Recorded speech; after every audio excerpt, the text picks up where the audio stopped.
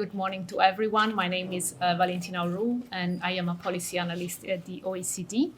So we are now moving into Module 2 after having heard an introduction on the global partnership and on the work program. And in this module, we will be giving an intro really on the monitoring exercise and also looking at how it works at the country level and at the global level. So I will start with a brief presentation to introduce the key features of the monitoring exercise, its vision, and also briefly provide some examples on how the results from the past have been used at the country level and the global level. We will then have a short exercise, group exercise, and then Ashley will be talking more indeed about the how the monitoring is organized at the country level and at the global level. But let's start with what the global partnership monitoring is. So the monitoring is really the flagship instrument of the global partnership, and since 2013 has been tracking progress on the effectiveness principles and has been really the source of evidence and data to track progress on the implementation of the commitments that have been made in Busan with the Busan Partnership Agreement, but also in other fora that other colleagues have introduced in Module 1. But to better understand also the importance of the monitoring, it's good to look at the overarching vision of the exercise, which is built on two main pillars. So the first one is to drive behavior change by stimulating dialogue and learning at the country level, at the global level, building on and supplementing other monitoring efforts, as Ashley mentioned in the previous presentation. And the second one is really to support global accountability for the implementation of the commitments and providing a snapshot of progress also at the global level to keep us accountable for the commitments made. And it's also important to say that this vision has remained valid and continues to affect the way the monitoring is organized and implemented at the country level and global level. So in this slide, we have some of the key features of the monitoring exercise. So first of all, the monitoring is a voluntary exercise, which is led by partner country governments. But this is an inclusive and multi-stakeholder exercise because governments involved a diversity of stakeholder groups in the exercise in the different phases. And we are talking here about development partners, both multilateral and bilateral partners. We are talking about civil society organizations, trade unions, the private sector, but also foundations, subnational governments. The monitoring is really country-driven and is country-focused. So we will see later today that most of the data is collected at the country level, and the monitoring really starts at the country level. But at the same time, this is an exercise that is globally framed. We have indeed a global framework, a global methodology, which is followed by the different countries. And again, as Ashley already mentioned earlier, this is then supposed to complement other efforts to really contextualize the exercise and the results for your countries. The monitoring drives accountability, but it's also an instrument for learning and for knowledge sharing. It is rooted indeed in an accountability agenda, which is linked to political commitments, but it really aims to drive behavior change through the dialogue and the learning at the country level, but also at the global level, especially with the results that will come up at the end of the exercise to really keep accountable all the stakeholders. And it's also important to say again that this exercise really focuses on the quality of cooperation and on the how that we have, we partner together. And for example, the focus is not on tracking exactly the amounts that are developed, that are delivered at the country level, but really looking at how partners are working together for more effective development cooperation. Finally, the monitoring is a political exercise because indeed it tackles issues that are highly political, which are linked to the way partners work together at the country level, but it's really based on an evidence which builds on the data and the evidence that emerged from the countries.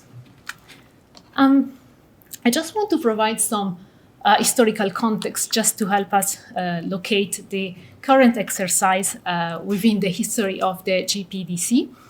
So, since the Paris Declaration on Aid Effectiveness, there have been different surveys to track progress on the implementation of the commitments made in Paris.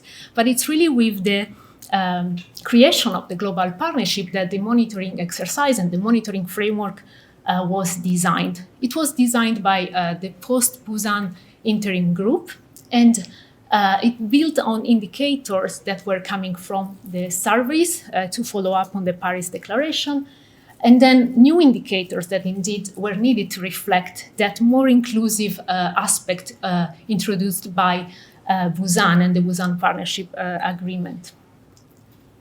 And since the creation of the GPEDC, there have been 3 global monitoring rounds, the first in 2014, the second in 2016, the third one in 2018. And across the history of the monitoring, the framework and the process have also been adjusted in order to reflect the needs of the different stakeholders, but also to make sure that it aligns with other processes. So, for example, after the introduction of the 2030 Agenda and the Sustainable Development Goals, there have been a review of the framework, and a comprehensive reform took place between 2020 and 2022 following the lessons learned from the third monitoring round. So we are now indeed in the 4th round, which has started following the Geneva Effectiveness Summit in 2022 in Switzerland. And as has been already mentioned, as of today, 50 countries have confirmed to participate in this exercise between 2023 and 2026. And this number is increasing. Maybe before concluding, just want to show briefly some examples of how the results of the monitoring have been used at the country level, but also at global level. So we see that many countries have used the monitoring results to inform national planning, to assess, of course, progress on the effectiveness of development cooperation, on the delivery of the SDGs. They have informed voluntary reviews in many countries. And I know, for example, for Peru, the results have been also important to inform the new international cooperation policy. Yes. And from the side of development partners, the results have been systematically used also to inform the review, the peer review of the members of the Development Assistance Committee, the OECD DAC, and have informed discussion and also recommendations to improve the quality of cooperation of DAC members. At the international level as well, the results have been included in different reports. For example, the 2020 Multilateral Development Finance Report in 2020, but also in several editions of the report of the Secretary General of the UN on the implementation of the Sustainable Development Goals. And last but not least, the results have also informed discussion and different stakeholder meetings organized by stakeholders of the global partnership. So this is to show that indeed the monitoring exercise really resonate across different levels, so the global level, international level. So I think, I'll stop here, this overview. And now we wanted actually to hear from you, from participants, with a short group exercise. So for practical reason, I think, we're going to split in in this one, we're going to split into groups, 3 groups actually. So French speakers, English speakers, and I think the colleagues, the Spanish speakers can also do it together. And so we want to hear from you on what are the main reasons for your country to join this 4th monitoring exercise. And also, what are the key features that among those that you have seen here or others that your country value the most and they are the most important according to your context, and why this? So we will have 10 minutes to exchange in your groups about these reasons. And then, we will have, well, first of all, would be good if you can identify a rapporteur for each of your groups. So someone that at the end of the discussion will share with us what has been discussed indeed in the group. Okay, thank you, colleagues. We're now going to have the second half of this module. Please make yourself comfortable. If you'd like to stay where you are or spread out, that's fine. We are going to have about 30 minutes more, and then we'll break for lunch. So as you like. And actually, as a general matter, for the rest of this training, we want people to be interacting, so feel free to sit anywhere that you like. Okay. So now we are going to look at a kind of overview level at how the monitoring process is organized, both at the country level, which I'll start with, and then also looking at how it's organized at the global level.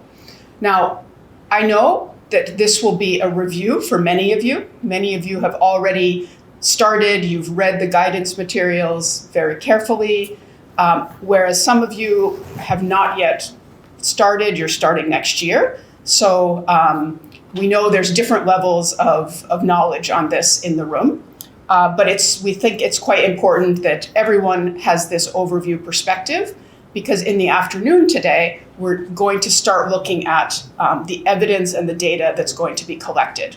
But we thought it's helpful to have in our heads the process before we start looking at, okay, what evidence is coming out. So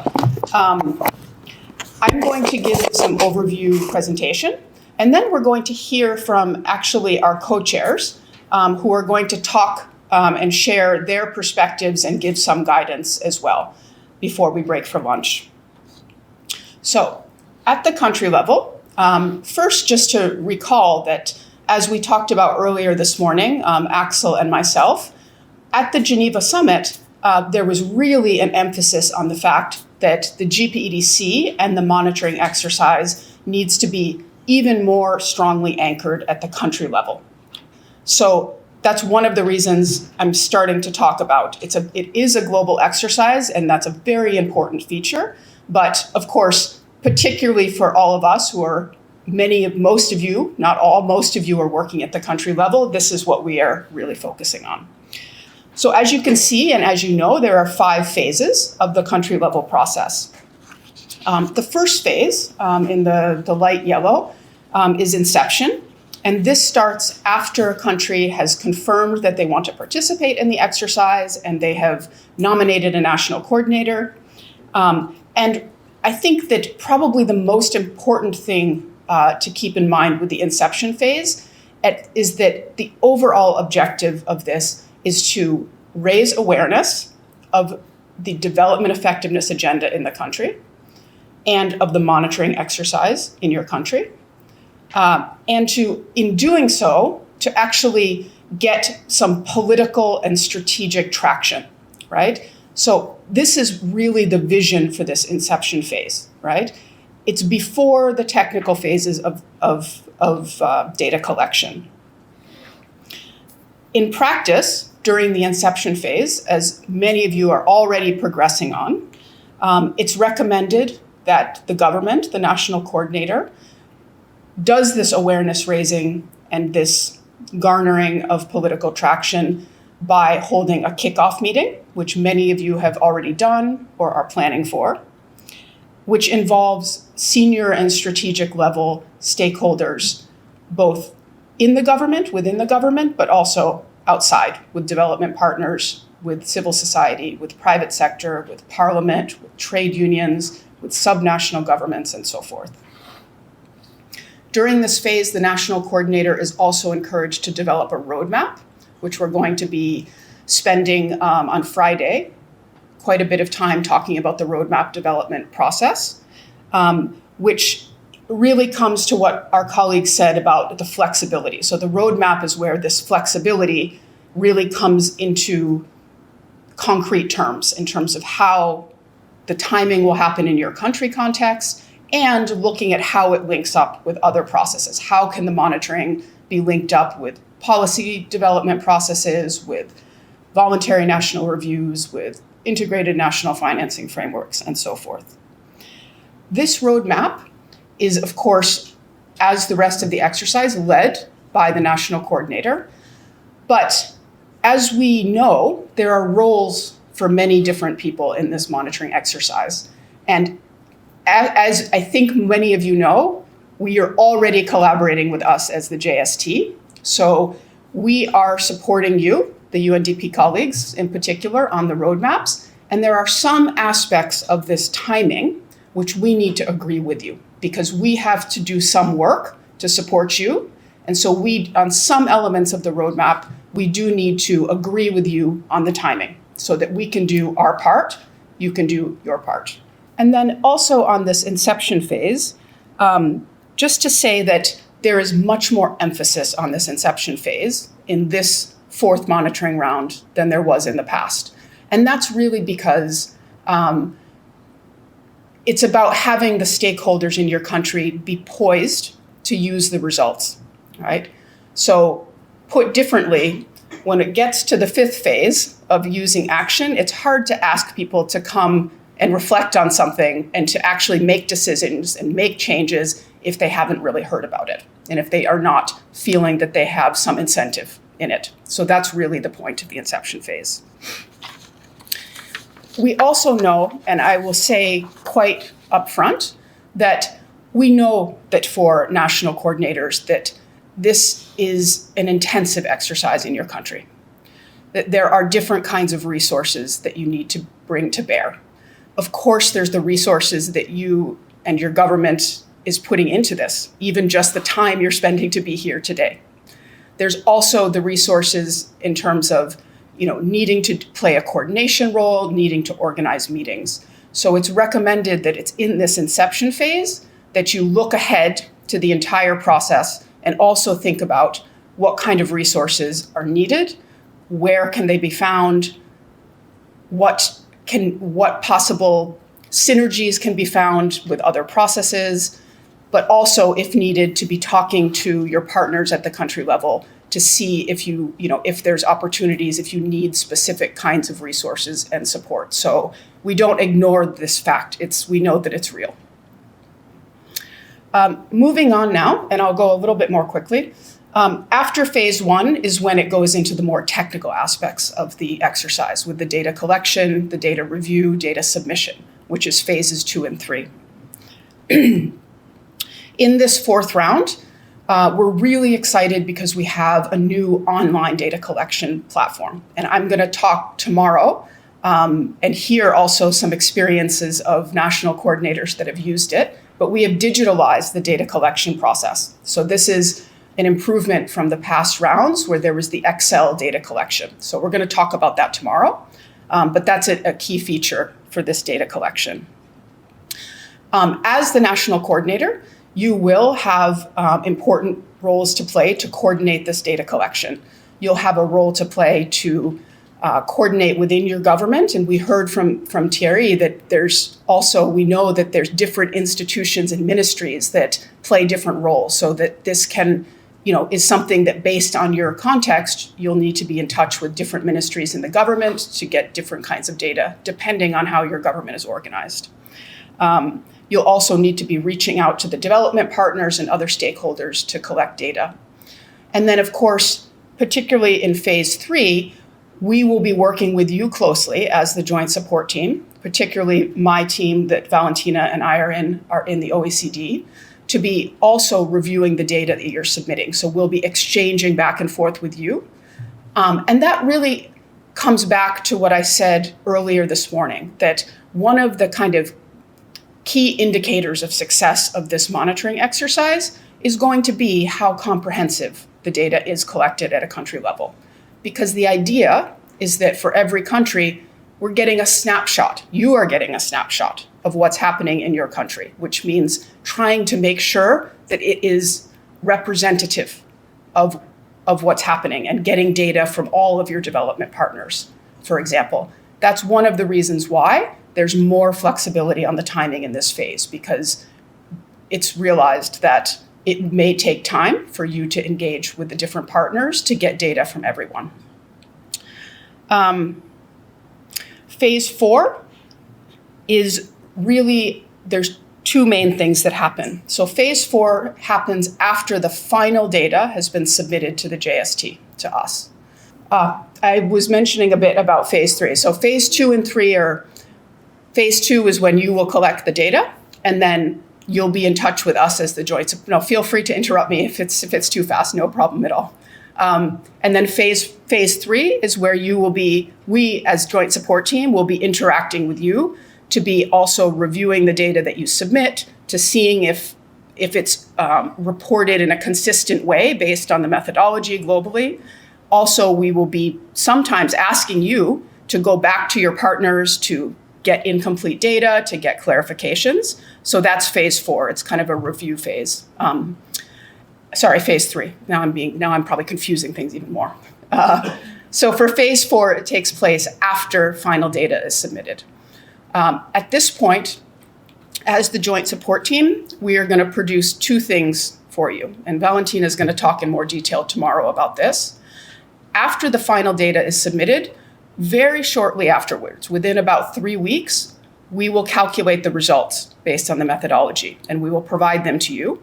This will be in a fairly simple Excel, but it will give your results such that you can already start to reflect on the results, that you can share these results with your partners. And in the meantime, we will be producing a country results brief, which will be a profile that shows infographics, so it shows your results. That will take about 3 months. And then, of course, on that basis, we'll be moving into phase 5. And there's going to be a whole session about phase 5 on Friday to talk. But this, of course, is what we've already been hearing about this morning. You know, this idea that the results are just one step, and then it's about what to do with those results at the country level. And phase 5 is really about the dialogue. So I'm not going to go into a lot of detail. We're going to have a whole session about this, but this is just at an overview level. Moving on, I'll just finish before inviting some other colleagues to come by explaining how this is all organized at a global level, okay? So we heard that in 2022, this new monitoring was launched in Geneva. And that was really the launch of the 4th round, which takes place between 2023 and 2026. As I think you all know, there are some really important changes to how this has been organized at global level. Those of you who were involved in 2018 will remember that in the past, all countries, there was really no flexibility in the timeline. All the countries had a deadline to submit their data within about 6 months, I believe it was. And a change was made on this so that there's now more flexibility. So this is what you are all living right now, that you're able to develop your roadmap, look at your country process. You're also able to choose at what point between 2023 and 2025 you wish to do the monitoring.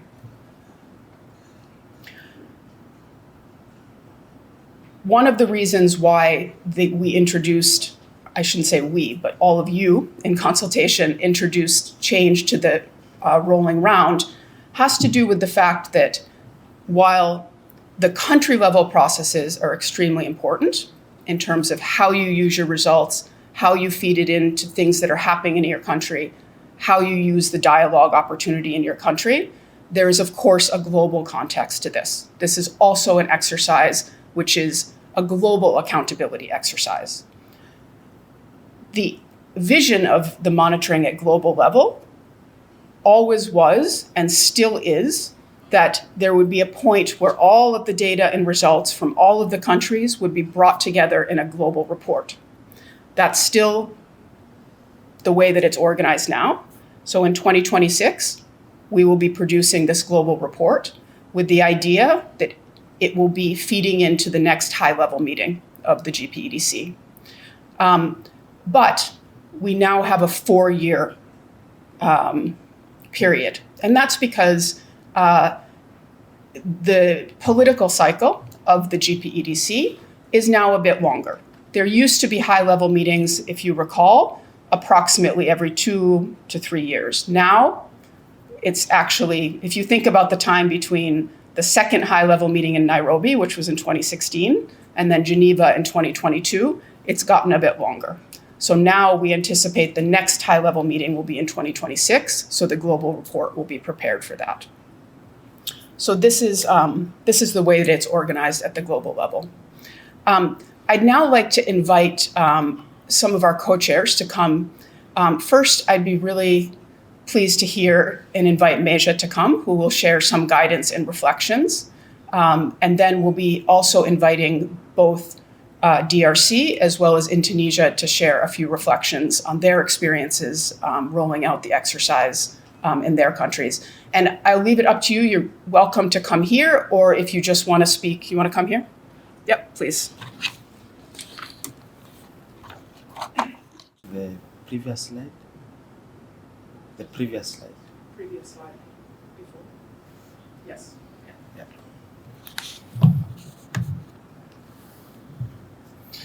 Thank you very much, Ashley. And indeed, as you were talking, I was also listening carefully to see, to learn something new, and indeed I did. So thank you. So I want to, most of these are my colleagues, I know them, we've worked over the years. So just also to bring some new realities that you have to contend with at the national level. First, I know you guys are technical people, but unfortunately, like Ashley said, it is also political. So you have to find a way how to balance both the politics and the technicalities that this brings. Like Ashley said, it's a technical process, but it should lead into political action at the country level, because behavior change, over the years we've learned that it's not about putting the numbers and then showing people that this is how you're behaving. That doesn't change anything. We will see and then we'll tell you, so what? So the only thing that changes is when you dialogue about it and agree on key practical steps. And I think that is what Ashley was talking about when she was mentioning the dialogue and developing an action plan. So that is something that we really have to bear in mind. And hence the need from the beginning to think about, yes, awareness is important, but most important is the political buy-in. So as you leave this room is, where is your minister positioned on this agenda? I think that is going to be very crucial, because the moment it's not even at the Director General or the Principal Secretary or Permanent Secretary level. It's really the minister, because it's about informing them that there are resources that come here, and these resources have to be effective and they can play a major role. And in that regard, you need to exercise leadership. Because when you talk about government leadership, it's really at the highest level as it could be. It could be presidential, but I think at your level, it's mostly how ministers play this role. And after the ministers, it's really about now how the heads of development cooperation or the ambassadors play that role. Because one thing I've discovered over the years as we do these things is every time we start the monitoring process, all the development partners will go and leave. So my friend there, Mr. Handera, would send the questionnaire to the Health of Development Corporation, and nobody will give feedback. From June to September, there is no feedback. Okay?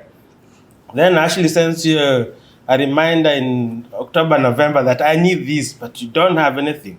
So you end up sending very blank sheets, and they think you're incompetent. But really, nobody gave you the information. And that's why I like, with this approach, the flexibility. So it allows you to really make sure that when you're sending in your questionnaire, or you ask them to fill in the questionnaire or the template, that everybody's in the house. Nobody is up there having fun during holidays. So it's really, how are you going to organize your process to make sure that it corresponds and enables you to collect the right data at the right time, okay? The second thing that we need the third thing, the first thing is political buy-in. Get your ministers on board, because they are the only guys who can summon ambassadors and heads of corporation to come and explain themselves. So if you don't get that, you're in trouble. You can send all the letters you want. They'll ask you, who is this? So get your ministers to really get on board on this, but also understand the timeline and schedules for all the development actors around. The third point is this whole society approach. It's a mixed bag, okay? Because there are governments who engage with other stakeholders, with civil society, others with trade unions, others don't engage at all. Others, there are some actors who are very special. They only deal with presidents, okay? So it is not going to be a walk in the park where you think if you send a question to a stakeholder, there will be a response or feedback. And some countries, these stakeholders are organized, others, they're all over the place. In fact, the main question they ask you, civil society want to engage, okay? But we are so many, so who should we engage, okay? So not all stakeholders are organized, but you as national coordinator, it is really your role to go and see how are you going to navigate this chaos. Because at the end of the day, it's really about, because remember, it's not about government development partners alone now. It's all stakeholders. They are receiving resources, they are mobilizing resources, they are investing resources. So their effectiveness is also important. So how you are going to bring all of them, because you are the one who is going to apply the whole society approach, probably for the first time in your country. So you need to understand that you have a very, very big, important role to play to apply this principle. And how, so I would really encourage us to ask questions, how, when, what stage, what if, understand? Because sometimes you may have that idea to bring everybody on board, but the minister doesn't like it. So how do you address that? So it's really a big issue that we have to understand. Now, in terms of the process, I think some fundamental issues we need to think about. Yes, there is the technical phase, and yes, there is the political phase. But what Ashley emphasized is the issue of ownership from the beginning, okay? Making sure that each of these stakeholders you are bringing to the table understand what this is about, its importance, and what it's supposed to achieve. And that's why it's really critical that we get to understand why is this important. If it's not clear, just ask, so we can explain and we own the whole process. To the extent that you're able to say, why I am doing this for my country is for this and this and this reason. And one part that we have left out here is the issue of donor profiles. Yes, there's country profile, but there is development partner. Here we don't use the concept word donor, okay? Yes, we use development partner profile, that it is also there. So for the first time, you can tell your minister, boss, you see this element is missing from this development partner, and maybe we can have a dialogue with them. It is also a way for you to point fingers. Because one thing, and I shut down now, one thing we must understand, you are the champions of GPEDC at the moment. And in terms of political level of interest, we are not where we were when we started this process in 2005. because that's when the political ownership and leadership was at the highest level. You look at the Paris Declaration, our ministers' signatures at the time are there.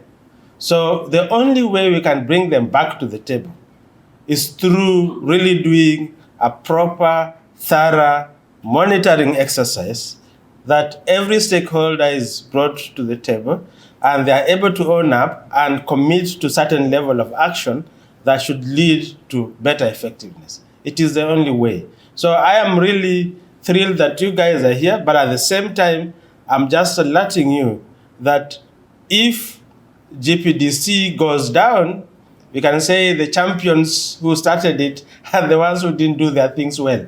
But we are here to help each other so that we get to the level that we want. I thank you, Madam Chair.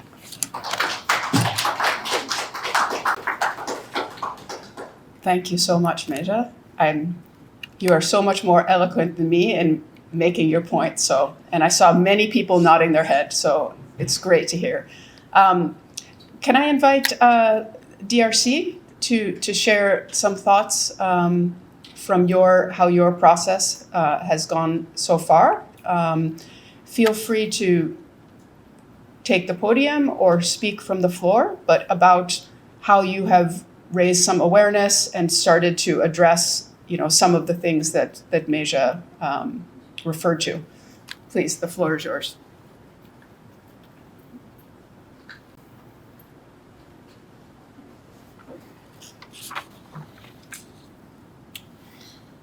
Ok, merci pour la parole. Nous allons partager la petite expérience de la RDC par rapport à la sensibilisation des parties prenantes à cet exercice de suivi. Il faut se dire que ça n'a pas été facile, mais nous pensons que le temps était de notre côté et nous étions en train de regarder comment s'y prendre, qu'il fallait monter des stratégies, y aller vers les politiques et aussi regarder sur le plan stratégique et opérationnel. Il faut se dire que déjà, avant même la rencontre de Genève, il y a eu une certaine sensibilisation qui a été faite au niveau politique parce que les ministres en charge du plan jouaient le rôle de coprésident. Donc, ce qui fait que toutes ces sorties, que ce soit à l'international comme au niveau national, ils devraient rendre compte. Et pour rendre compte, ils devraient le faire entre ses pairs au niveau du Conseil des ministres. Déjà bien avant, il y a eu des rencontres qui ont été faites.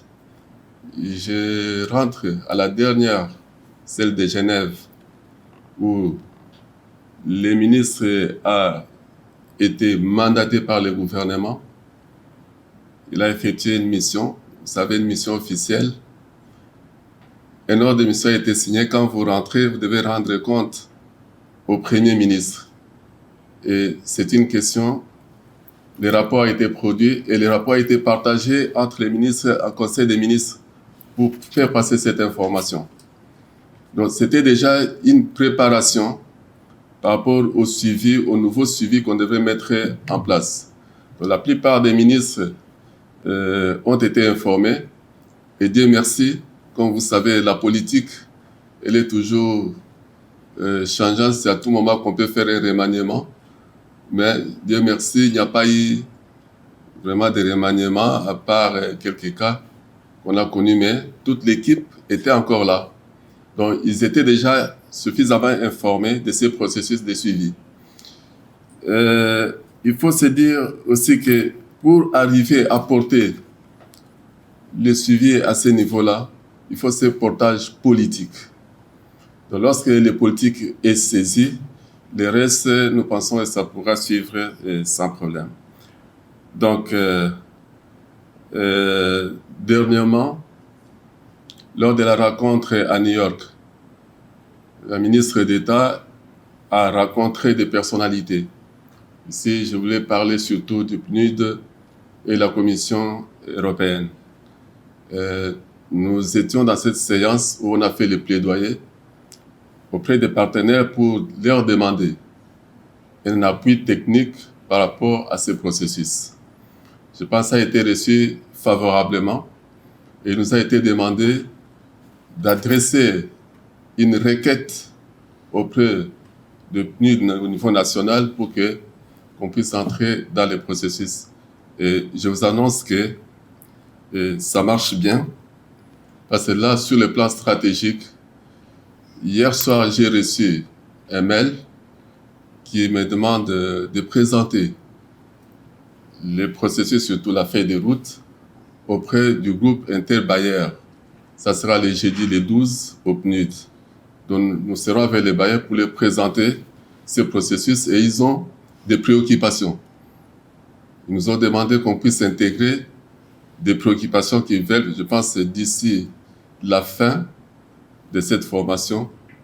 Je vais recevoir ces préoccupations et nous allons les partager ici pour que nous puissions échanger, avoir des éléments de réponse par rapport à ce groupe. Parce que le jeudi, ça sera face à face, il faut répondre à certaines questions. Alors, il faudra aussi noter que sur instruction de son Excellence, Madame la ministre d'État, ministre du Plan, elle avait demandé à son conseiller ici présent de faire passer une présentation à l'attention de ce groupe de coordination des partenaires pour leur donner l'information. Ça a été fait. Ça a été également fait par le directeur du cabinet de son Excellence, qui est revenu avant qu'on puisse lancer officiellement le lancement du suivi le 13 septembre. Et nous disons que l'information avait déjà circulé, que ce soit du côté du gouvernement comme du côté des partenaires au développement. Ils ont déjà l'information par rapport à ce processus. Il faudra aussi noter que nous avions aussi sensibilisé. Dans des différentes rencontres, on ne manquait pas d'en parler auprès de la société civile et le secteur privé. Déjà, à l'époque, lorsque nous avions reçu les questionnaires sur l'enquête des principes de Kampala, tout de suite là, nous étions dans une rencontre au niveau national. On a dû partager déjà, envoyer ces questionnaires auprès de la FEC, qui est la Fédération des entreprises du Congo. Ils avaient déjà reçu ces questionnaires depuis longtemps, ils ont ça. Et il y a d'autres corporations qui ont même demandé pourquoi c'est ma FEC et non les deux autres qui sont restés. On a dit non, ce n'est pas un problème. Nous aurons à les partager, tous les documents, vous les aurez. Alors, sur le plan stratégique, comme l'implication politique a servi déjà de sensibilisation, ça nous a permis d'y aller si vite. Nous avions initié la lettre de désignation d'abord des points focaux, et cette lettre faisait également office de l'invitation à la première réunion, disons la réunion préparatoire au lancement du suivi. Donc, la lettre a été signée par son Excellence, et tout de suite là, tout le monde avait répondu parce que c'était dans un court délai, mais les jours-là, la salle était pleine. On cherchait même où faut-il les mettre. Donc, ça a été fait. Et c'était vraiment une grande satisfaction pour nous. Et cela a traduit, si vous voulez, l'importance de l'activité même auprès des responsables des différentes parties prenantes, dans l'intérêt qu'ils accordaient par rapport à cette activité. Alors, n'oublions pas que, déjà, dans les 3 premiers cycles, nous avions déjà des personnes ressources sur lesquelles nous avions misé. Et lorsqu'on échangeait, nous avions regardé les répertoires, on s'est dit, bon, évidemment, ça faisait beaucoup de temps. Il y a de ceux-là qui pouvaient partir, et ceux qui sont partis, qui ont changé. Nous devions regarder la liste pour voir qui faut-il inviter. Mais nous avions adressé la lettre aux structures pour qu'elles, en interne, qu'ils puissent désigner la personne qui a ces profils-là pour venir dans cet exercice. Alors, pour faciliter cette communication, comme je disais tout à l'heure, on a utilisé les canaux habituels qu'on connaissait déjà. Même la société civile, elle est organisée selon les différents secteurs. Nous savons que pour tel secteur, on peut adresser tel, ils vont désigner tel, et ils sont arrivés. Donc, je m'excuse.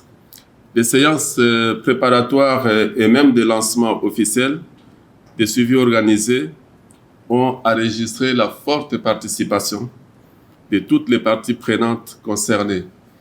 Et là, nous avions cité, lorsque vous aviez vu notre feuille de route, on a signalé toutes les structures qui ont été concernées.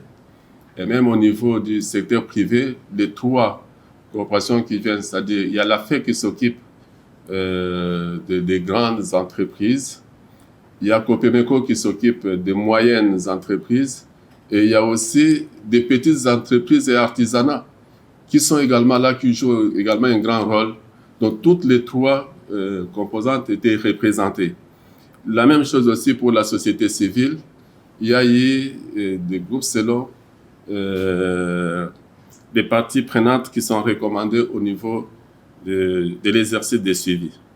Donc cette approche retenue a permis de s'assurer du portage politique et en même temps de couvrir l'objectif de réussir le déploiement effectif. Je vous remercie.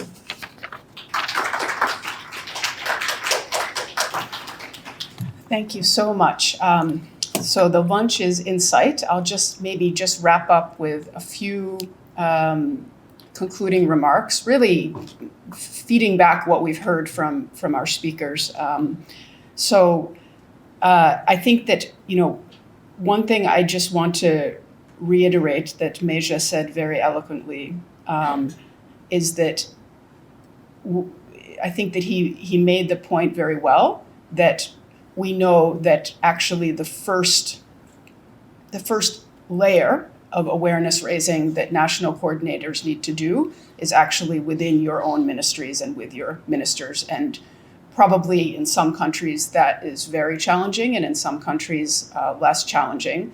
We heard from DRC, of course, in their case, as the minister is also the co-chair, this paves the way a little bit more, but that isn't the case for all of your countries. Another thing that Meja said that I think I just want to come back to is really about the question of incentives, right? It's really being realistic about the fact that national coordinators have a big challenge to identify the stakeholders, which are sometimes disorganized, but then also to articulate, what's in it for you. What's the incentive? Why should you spend your time doing this? And we're going to have a whole exercise to help, to give you the chance, in this space, away from your day-to-day job, to think about that. And so I think that that's because this is the space where, you have a bit of time, and also you can learn from the colleagues about that. I also wanted to pick up on some very resonant points that Monsieur Satanan made about the experience in DRC.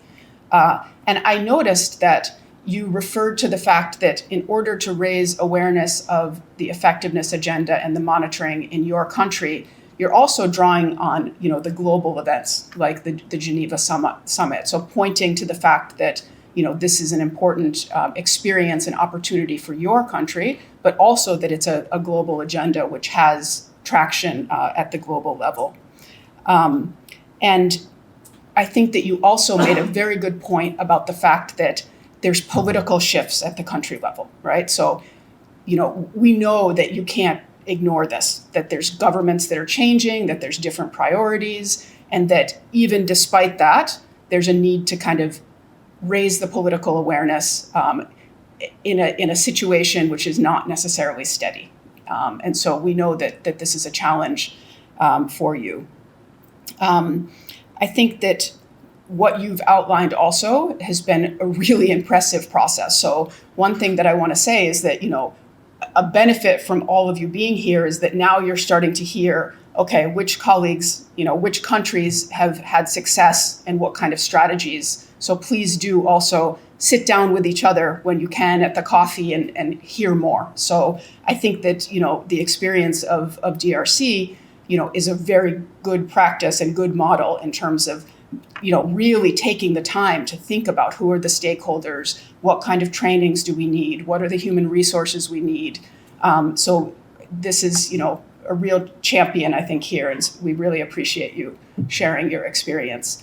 And Indonesia as well, even despite this being the first time that you've done this, that you're being so proactive in terms of thinking, okay, first we need to go to the government ministries. First we need to actually, and it sounds like you have more of an uphill battle, that it's actually less, the agenda is less known, so that you're a little bit not starting from scratch, but just starting from a lower baseline.